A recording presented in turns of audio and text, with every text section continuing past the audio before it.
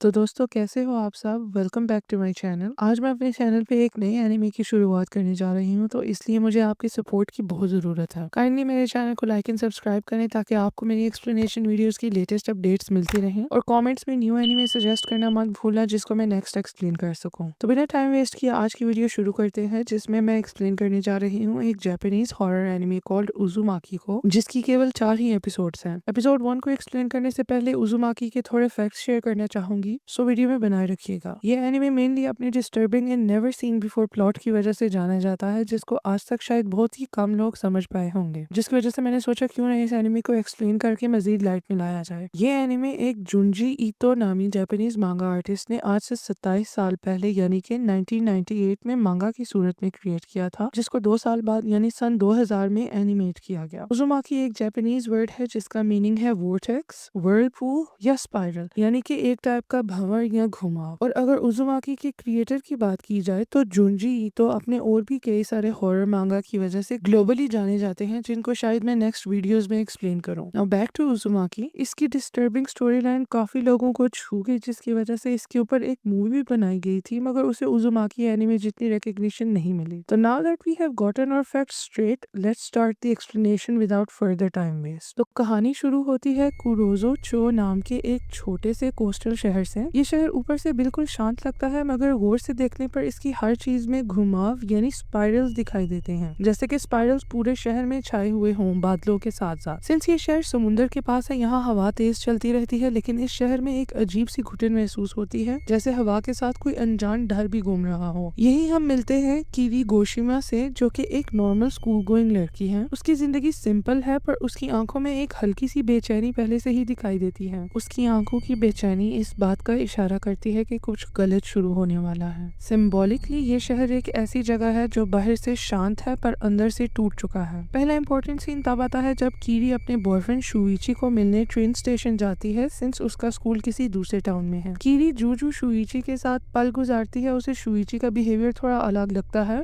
शुइची शहर को लेके कीरी से अजीबोगरीब बातें करता है और उसे घुमाव यानी स्पाइरल्स के बारे में भी बताता है। वो कहता है कि कुरोजो चो में कुछ ठीक नहीं है। अगर सिंबॉलिकली देखा जाए तो शुइची वो इंसान है जो सिस्टम या जगह के अंदर छुपे हुए जहर को पहचान लेता है। शुइची फिर अपने पिता के बारे में बात करने लगता है। यहीं से कहानी के असली हॉरर शुरू होता है। शुइची बताता है कि उसके पिता का बिहेवियर बिल्कुल बदल गया है। वो पहले एक नॉर्मल आदमी थे, पर अब उनका ऑब्सेशन सिर्फ एक चीज से है, और वो है स्पाइरल यानी घुमाव। वो हर जगह स्पाइरल देखने लगे हैं, बादलों में, मछली के शेल में, हवा के फ्लो में, हर चीज में। वो घंटों तक किसी स्पाइरल को घूरते रहते हैं। ये सिर्फ एक अजीब आदत नहीं बल्कि एक डेंजरस लगाव बन चुकी है। एक सीन में हम देखते हैं कि शुइची के पिता अपने कमरे में बंद है। कमरा डार्क है, दीवारों पर स्पाइरल डिजाइन्स बने हुए हैं। वो आदमी एक स्पाइरल को देखते हुए ट्रेंस में चला जाता है, जैसे कि हिप्नोटाइज हो गया हो, स्पाइरल के वश में आ गया हो। यहाँ स्पाइरल एक एडिक्शन का सिंबल बन जाता है जो इंसान को धीरे धीरे खत्म कर देता है। शुइची के पिता स्पाइरल चीजों को कलेक्ट करना शुरू कर देते हैं, मिट्टी के बर्तन, सी शेल्स और हर वो चीज जिसमें घुमाव हो। उनकी जिंदगी का सेंटर सिर्फ स्पाइरल बन जाता है, पर जैसे जैसे उनका ऑब्सेशन बढ़ता जाता है वैसे वैसे उनकी बॉडी और माइंड कमजोर होती जाती है। वो कीरी के पिता को भी मिलते हैं जो कि पॉटरी का काम करते हैं, यानी मिट्टी के बर्तन वगैरह बनाते हैं। कीरी जब नोट करती है कि शुइची के पिता उसके पिता के साथ स्पाइरल्स की बातें कर रहे हैं और वो भी आंखें फाड़ फाड़ कर, तो वो थोड़ा घबरा जाती है। वो इसे इग्नोर करते हुए स्कूल चली जाती है, जहाँ वो अपनी सहेली के माथे पे एक चांद की शेप का निशान पाती है। उसकी सहेली बताती है कि वो बचपन में एक लड़की को इम्प्रेस करने के चक्रों में स्पोर्ट्स खेलते खेलते गिरी थी, जिसकी वजह से उसे उसके माथे पर ऐसी चोट आई जिसका निशान आज तक नहीं गया। वो इस पर फख्र महसूस करते हुए बताती है कि उसका स्कार एक अट्रैक्टिव फीचर बन चुका है जो कि हर लड़की को उसकी ओर आकर्षित करता है। स्कूल के बाद कीवी अपनी सहेली को ट्रेन स्टेशन ड्रॉप करने जाती है, जो कि बाजू के इलाके में रहती है। स्टेशन पर वो अपनी सहेली को शुइची से भी मिलवाती है, जो कि स्कूल के बाद घर वापस जा रहा होता है। शुइची तुरंत उसके माथे पर स्कार सेंस करता है, इवन दो स्कार बालों के नीचे छुपा होता है। वो इसकी वजह से डर जाता है और कीरी को लेकर वहाँ से भाग जाता है, जिसकी वजह से कीरी की सहेली की ईगो हर्ट हो जाती है, क्योंकि आज से पहले कोई लड़का उसे ऐसे इग्नोर नहीं करता था। कीरी अपने घर लौटती है, जहाँ उसके पिता उसे एक पॉट बांध कर देते हैं, जो कि उसे शुइची के पिता को डिलीवर करना होता है। जब वो डिलीवर करने जाते हैं पॉट को, तो शुइची के पिता उसे बोलते हैं कि उन्हें अब इसकी जरूरत नहीं, सिंस वो खुद ही अपने जिस्म के हिस्सों से स्पाइरल बना सकते हैं। वो इस बात को डेमोन्स्ट्रेट करने के लिए अपनी जुबान पूरी तौर पर बाहर निकालते हैं और उसका स्पाइरल बनाते हैं, जिसकी वजह से उनकी जुबान तकरीबन उनकी हलक से बाहर बाहर आ जाती है। कीरी ये देखकर जोर जोर से चिल्लाती है और वहाँ से भाग जाती है, ये इग्नोर करते हुए कि उसके पास से ही एक आदमी कुछ बहुत बड़ी चीज बांधे ले जा रहा होता है। वो आदमी बांधी हुई चीज शुइची के पिता को डिलीवर करता है और वहाँ से चला जाता है। दूसरी तरफ कीरी की सहेली शुइची को कन्फ्रंट करती है for how he ignored her. वो बताती है कि आज से पहले किसी ने उसे इस तरह से ऑफेंड नहीं किया जितना शुइची ने किया है। शुइची ये सब इग्नोर करते हुए उसके माथे के अंदर छुपा स्पाइरल यानी कि उजुमाकी सेंस कर लेता है और डर से लटपट हो जाता है। वो उसे उसकी उजुमाकी के बारे में अवेयर करता है और उसे टाउन से भाग जाने का कहता है, मगर सहेली को ये बात समझ नहीं आती। फिर आता है एक शॉकिंग सीन। शुइची और उसकी माता घर वापस लौटते हैं और शुइची के पिता को गायब पाते हैं। वो उसके स्टडी में जाते हैं और वहाँ पर एक बहुत बड़ा बैरल पाते हैं जो कि एक ढकने से ढांपा हुआ होता है। जब वो लोग ढक्कन को हटाते हैं तो वो शुइची के पिता को उसके अंदर खौफनाक तरीके से स्पाइरल की शेप पे मुड़ा हुआ पाते हैं। जी हाँ दोस्तों, शुइची के पिता स्पाइरल से इस कदर ऑब्सेस्ड हो बैठे थे, या ये भी कह लो कि इस कदर पोजेस हो चुके थे कि उन्होंने अपने जिस्म को जबरदस्ती मोड़कर स्पाइरल बना दिया, जिसमें उनकी हड्डियां टूट गई, मांस मसलने गया और उनकी मौत वाक़या हो गई। शुइची के पिता का जब फ्यूनरल करते हैं तो उसकी रूह धुआं भरकर हवा में एक बहुत बड़ा स्पाइरल बनाता है जो कि शुइची की माँ को खौफ से पागल कर देता है। उसको थामना मुश्किल हो जाता है जैसे जैसे वो उजुमाकी कर्ज से भागने की कोशिश करती है, अनलाइक अदर रेजिडेंट्स जो कि स्पाइरल्स को एक्नॉलेज ना करते हुए उसे अपना लेते हैं। दूसरी तरफ कीरी अपनी सहेली से मिलती है जिसके माथे का स्कार अब एक प्रोमिनेंट स्पाइरल में तब्दील हो चुका होता है। जब कीरी अपनी सहेली को इस बात का एहसास दिलाती है तो वो शर्म के मारे वहाँ से रोते रोते भाग जाती है। कीरी खुद भी स्पाइरल चीजों को नोटिस करने लगती है। उसके बाल का कर्ल, पानी का घूमना, हवा का फ्लो, सब कुछ उसे स्पाइरल जैसा लगता है। पहले वो इसे कोइंसिडेंस समझती है पर धीरे धीरे उसका डर बदलने लगता है। दूसरी तरफ शुइची अपनी माँ को हॉस्पिटल भर्ती करवा देता है टू ट्रीट हर ट्रॉमास। कीरी की सहेली दिखाई देती है जिसके पीछे उसका एक क्लास फेलो दीवाना होता है। वो उसे कहता है कि वो उसके साथ डेट पर जाने के लिए कुछ भी करने को तैयार है, तो वो उसे शुइची को बुलाने का कहती है। अगले दिन हमें कीवी क्लास में दिखाई देती है जहाँ उसका मोटा क्लास फेलो क्लास में एंटर करता है जो कि बारिश में भीगा हुआ होता है। वो बहुत धीरे धीरे चलता है और बातें करता है जिससे देखकर क्लास के दूसरे लड़के उसका मजाक बनाते हैं। जब वो उसे ब्रेक टाइम बुली करते हुए उसके कपड़े उतारते हैं तो उसकी कमर पर एक बहुत बड़ा उजुमाकी पाते हैं जिसे देखकर सब लोग हैरान हो जाते हैं और घबरा जाते हैं, पर एक टाइम के बाद इग्नोर करना शुरू कर देते हैं। क्लासेस के बाद कीरी शुइची की माँ को मिलने हॉस्पिटल जाती है जहाँ शुइची उसे बताता है कि उसकी माँ पूरी तौर पर पागल हो चुकी है। वो स्पाइरल से इतना भाग रही है कि उसने अपने सर के बाल काट दिए हैं, साथ ही साथ अपनी उंगलियों का मांस काट दिया है क्योंकि उसे फिंगरप्रिंट्स में उजुमाकी दिखाई दे रहा है। इससे ये जाहिर होता है कि उजुमाकी से भागो या उसे एक्सेप्ट करो, उसका अंत तबाही और मौत ही है। अब हॉस्पिटल से परेशान होकर कीरी घर को लौटती है। रास्ते में उसका टकराव उसकी सहेली से होता है जिसके माथे का स्पाइरल उसकी आंख तक फैल चुका होता है जो कि उसकी आंख को खा जाता है यानी निगल जाता है। कीरी ये देखते ही वहाँ से भाग निकलती है। दूसरी तरफ उसकी सहेली का आशिक किसी तरह शुइची को उससे मिलने के लिए कन्विंस कर लेता है। उनकी मीटिंग के दौरान कीरी की सहेली हाजिर होती है जिसका पूरा मुंह उजुमाकी के अंदर जा चुका होता है। उसका उजुमाकी धीरे धीरे टोर्नेडो की तरह बढ़ता जा रहा होता है और टोर्नेडो की तरह ही उसका इम्पैक्ट भी हैवी होता जा रहा है जिससे आसपास की चीजें उसके अंदर साकिन होना चालू हो जाती हैं। शुइची फौरन से दरख्त पर चढ़ जाता है जबकि सहेली अपने आशिक को निगलती है और आगे पीछे की चीजों को। आखिर में उसका शरीर उस उजुमाकी में डलने जाता है जिससे उसका वजूद खत्म हो जाता है और उसके साथ साथ उसका उजुमाकी भी अंत हो जाता है। लास्ट सीन्स में हवा तेज चलती है, बादल स्पाइरल जैसे घूमने लगते हैं और शहर एक लिविंग ट्रैप जैसा लगने लगता है। एपिसोड बिना किसी प्रॉपर क्लोजर के खत्म होता है। अगर सिंबॉलिक मीनिंग और थीम्स को एक्सप्लोर किया जाए तो एपिसोड 1 ये दिखाता है कि स्पाइरल सिर्फ एक शेप ही नहीं बल्कि एक आइडिया है, एक एंडलेस साइकिल का आइडिया। ऑब्सेशन, फियर, ट्रेडिशन और सोसाइटी के पैटर्न सब स्पाइरल की तरह होते हैं। अगर एक बार शुरू हो जाए तो रुकते नहीं, सिर्फ अंदर की तरफ घूमते जाते हैं। जिस शहर में कीरी और शुइची रहते हैं वो एक ऐसी जगह बन चुका है जो कि आदतों और हिस्ट्री के घुमाव में फंस चुका है। ये एपिसोड हमें वार्न करता है कि हर डर लाउड नहीं होता, कुछ डर धीरे धीरे नॉर्मल बनकर आता है और जब हम उसे पहचान पाते हैं तब तक हम खुद उसका हिस्सा बन चुके होते हैं। तो उजुमाकी का एपिसोड 2 कीरी से स्टार्ट होता है जो कि क्लास में बेजार हुई बैठी होती है after witnessing the events of the first episode. उजुमाकी का कर्ज अब धीरे धीरे एपिसोड 2 में एक्सपैंड होते हुए दिखाया जाता है और कर्ज की शुरुआत कीरी के मोटे क्लास फेलो से होती है जो कि अब और भी आहिस्ता आहिस्ता चल रहा होता है और बात तो जैसे उसे हो ही नहीं रही होती। क्लास में सब बच्चे उसकी कमर को देखकर चौंक जाते हैं और उसे सवाल करने लग जाते हैं, तो वो धीरे धीरे बोलते हुए बताता है कि ये सिर्फ स्वेलिंग है जो अपने आप स्टार्ट हो गई, मगर उसकी कमर को भड़कता देखकर ये कंफर्म हो जाता है कि ये कोई नॉर्मल स्वेलिंग केस नहीं है। कीरी को उसकी कमर देखकर उजुमाकी का ख्याल आता है और उसे लगता है कि हो ना हो इस मोटे का मसला किसी तरह उजुमाकी या स्पाइरल कर्ज से जुड़ा हुआ है। दूसरी तरफ हमें गाँव के दो आशिक काजुनोरी एंड यूरिको एक टूटी फूटी हुई बिल्डिंग में खौफजदा बैठे हुए दिखाई देते हैं। उनके सामने से दो सांप रेंगते हुए गुजरते हैं जो कि ऑल्सो उज़ुमाकी कर्स का शिकार बन चुके होते हैं। वो एक दूसरे के साथ फ्यूज होकर एक स्पाइरल या ये कह लो कि वो ट्विस्टर बन जाते हैं। योरिको को लगता है कि ये लड़ रहे हैं उसके पेरेंट्स की तरह, मगर काज़ुनोरी उसे बताता है कि ये सांप सिर्फ संभोग कर रहे हैं। असलियत में दोनों को नहीं मालूम कि कुजुरीचो के तमाम जीव और जानवर उज़ुमाकी के श्रापित हो चुके हैं। सीन्स वापस कीरी की ओर लौटते हैं जो कि अपनी क्लास फेलो शीहो के साथ घर वापस जा रही होती है। रास्ते में वो शमशान घाट से होकर गुजरती है और वहाँ काफी ज्यादा तादाद में खोदी गई कब्रों को नोटिस करती हैं वो दोनों। कीरी को शीहो से मालूम पड़ता है कि गांव में अजीबोगरीब हादसात के अनुसार मौतें वाक़या होना शुरू हो गई हैं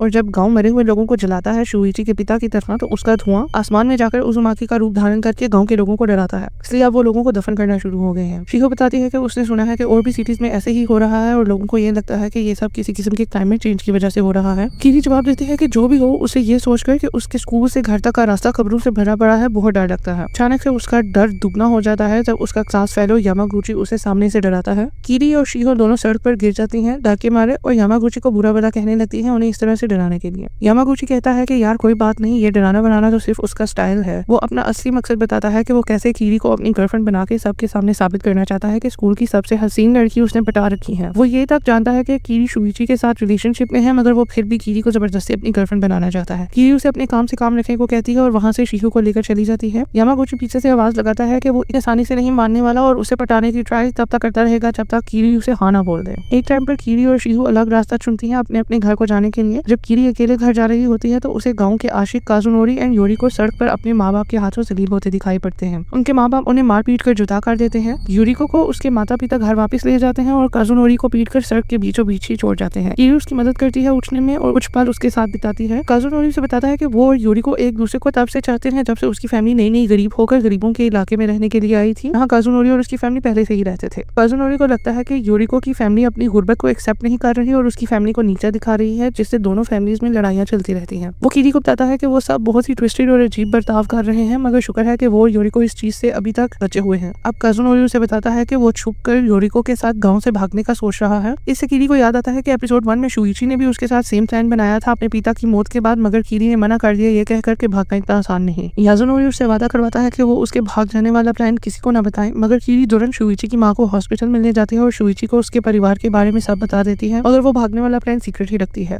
वो शुइची कैप्स पहनकर उसकी माँ को विजिट करते हैं सिंस उसे बालों में उज़ुमाकी दिखाई देता है जो उसका पैरानोया ट्रिगर करता है। शुइची कीरी को बताता है कि वो उज़ुमाकी कर्स को बहुत अच्छे से सेंस कर सकता है और आजकल वो जब भी गरीबों की बस्ती से गुजरता है तो उसे वहाँ उज़ुमाकी कर्स की बहुत स्ट्रॉन्ग प्रेजेंस फील होती है। वो कीरी को कुछ लोगों की तस्वीरें भी दिखाता है, ये बोलते हुए कि अगर उज़ुमाकी का कर्स किसी को छू जाए तो वो उनका वजूद एकदम हिला देता है और वो अगले की अटेंशन लेने के लिए किसी हद तक भी जा सकते हैं। इन सब के बीच शुइची कीरी के बाल नोट करता है और उससे पूछता है कि एक ही दिन में उसके बाल इतने लंबे कैसे हो गए। ये बात कीरी के दिमाग में बैठ जाती है और वो घर जाकर इस बारे में बहुत गहराई से सोच विचार करना शुरू कर देती है। जब वो अगले दिन स्कूल पहुंची है तो उसकी क्लास की लड़कियां उसके बालों में अचानक से कर्ल्स फॉर्म होते हुए देखती हैं। वो उससे पूछती भी है कि उसके तो स्ट्रेट बाल थे, ये घुंघराले कैसे हो गए। कीरी परेशान होकर अपने बालों को देखने के लिए वॉशरूम जाती है जहाँ उसे एक कयोको नाम की लड़की उसके बालों को हेल्प करने के लिए ऑफर करती है। वो कीरी के बालों की चोटी बांध देती है क्योंकि वो बहुत तेजी से लंबे और घुंघराले होते जा रहे होते हैं। जब कीरी क्लास में लेक्चर अटेंड करने जाती है तो लेक्चर के बीच ही उसके बाल खुद बहुत चोटी को खोल देते हैं और बालों के एंड्स पर कर्ल्स बनना शुरू हो जाते हैं। अचानक ही उनकी क्लास की खिड़की पर एक भयंकर चेहरा नजर आता है जिसे देखकर सब बच्चे डर जाते हैं और चीखें मारना शुरू हो जाते हैं। जब वो गौर करते हैं तो उन्हें पता चलता है कि ये उनका मोटा क्लास फेलो ही है जो कि असलियत में उज़ुमाकी कर्स की वजह से अब एक स्नेल बन चुका है। अब समझ लगती है कि उसकी कमर क्यों सूज रही थी, बिकॉज उज़ुमाकी कमर पर स्नेल की शेल वाला घर धीरे धीरे वजूद में आ रहा था। अब अचानक से उस स्नेल की आंखें उसके चेहरे से बाहर लटक कर एंटीनास बन जाते हैं to indicate that there is not an ounce of humanity left in him. यानी अब वो इंसान कहने के लायक नहीं रहा। इसके बाद कीरी अपने बालों की वजह से पैरानॉइड होकर पास ही के एक सैलून में जाती है और बाल कटवाने वाली औरत को बोलते हैं कि उसके सारे के सारे बाल काट दे जो कि बहुत तेजी से मोटे मोटे कर्ल्स फॉर्म कर रहे हैं। जब औरत कैंची बालों के पास ही करती है तो कीरी के बालों में जान आ जाती है। वो उस औरत की बाजू को जकड़ लेते हैं और उसका नियरली कत्ल कर देते हैं, मगर उस औरत का शोहर और बच्चा आ जाता है उसे बचाने के लिए। अचानक से कीरी के बाल हवा में खड़े होकर हिलना शुरू हो जाते हैं। वो कीरी का गला जकड़कर उसको कत्ल करने की कोशिश करते हैं जो कि सैलून वाली औरत का बच्चा नोट कर देता है। वो बताता है कि कीरी के बाल उससे थ्रेट फील कर रहे हैं कि वो कहीं उन्हें काट ना दे, इसलिए वो उसे मारने की कोशिश कर रहे हैं।